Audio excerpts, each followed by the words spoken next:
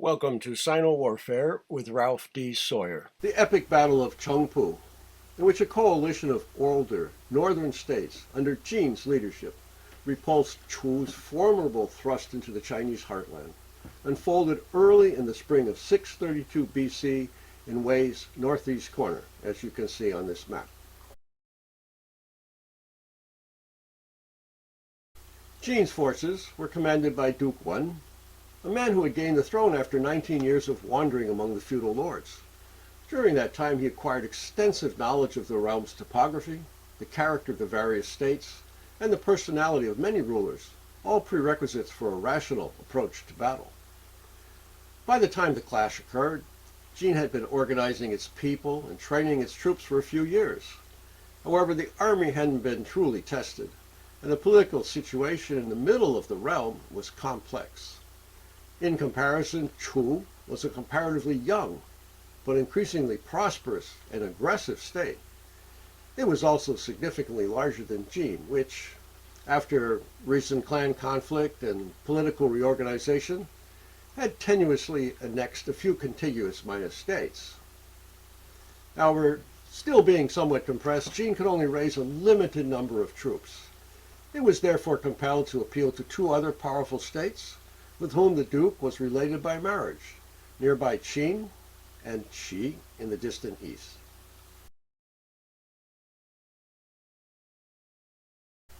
Although they both agreed to support the campaign, how substantial their contributions may have been isn't recorded. At the time, at least 8 central states were subservient to Chu or otherwise aligned with it: Zheng, Chen, Cai, Cao, Wei, Song, Lu, and Shu.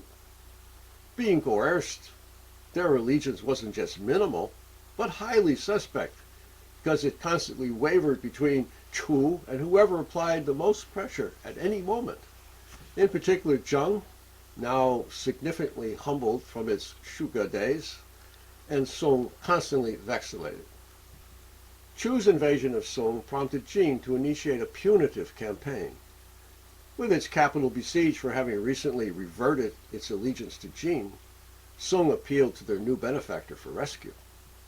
Perceiving an opportunity to enhance his reputation among the feudal lords, Duke Wen advanced under a banner of righteousness, as well as a savior, because Chu had been systematically annihilating the original Zhou states. Insofar as righteousness was a great justification and a prime motivator in the spring and autumn period, his actions readily earned the Zhou court's approbation. This in turn facilitated recruiting allies while deterring the other feudal lords from intervening on Chu's behalf. After the battle's successful conclusion, Duke Wen therefore presented the king with 1,000 prisoners and 100 chariots, symbolic of his acknowledgement of Zhou authority, however nominal. Other than concurring that Chu's forces were significantly stronger, possibly even double Jin's, there is marked disagreement about the actual size and composition of the two armies. Some analysts believe that less than Chu's full forces were present because the king of Chu had wisely ordered a complete withdrawal from Song in the face of a major coalition force. But since Ziyu, the minister of war who commanded in Song under the king, was withdrawing after having unsuccessfully besieged the capital where the bulk of their forces had been deployed, and the king, however reluctantly, augmented his units with elements from his own command and the formidable clan troops, it was clearly a major force capable of deploying 3 armies.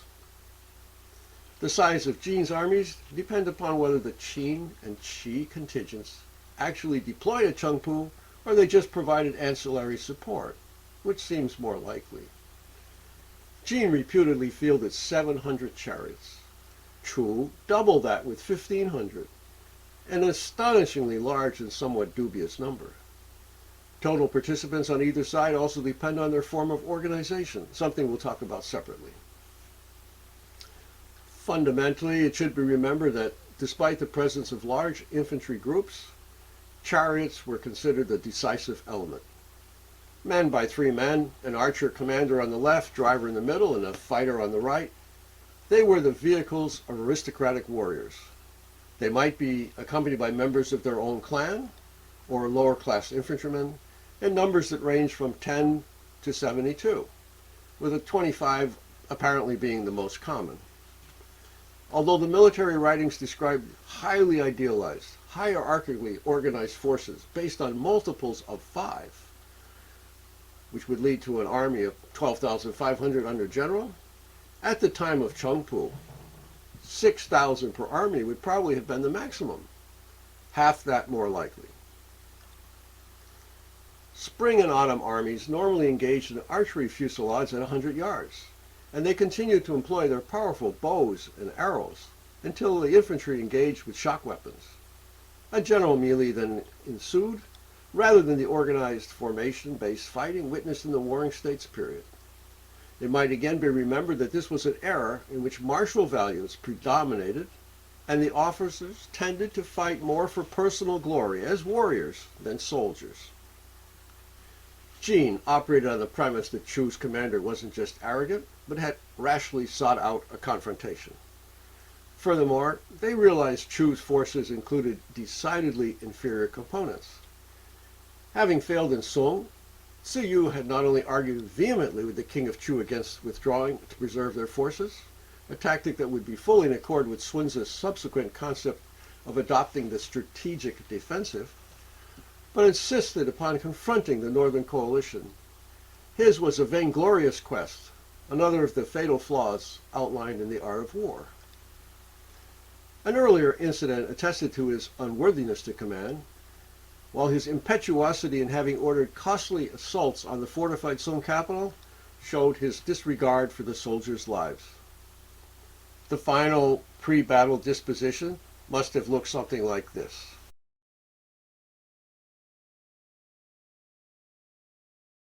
It's worth noting that Jin deployed with a march behind them and confronted an enemy with high hills to their rear, two dispositions that The Art of War would subsequently advise against. Jin's preparation included a key physical element, cutting tree branches and shrubs that they then secured to the back of their chariots deployed in one of the contingents on the left wing in order to raise dust and obscure the battlefield. Just as at Shuge, having decided to target the inferior Allied forces on Chu's right, Chu Chun, who had cloaked his chariot's horses with tiger skins to enhance their awesomeness, initiated the attack by leading a contingent from Jin's lower army in a furious onslaught that caused Chun and Sai to crumble. When their troops fled, Chu's right wing disintegrated. Next, Jin's upper army commander set out 2 large battle flags, presumably for the 2 brigades on that side, then had the components on the right wing retreat. This drew Chu's left flank forward in pursuit.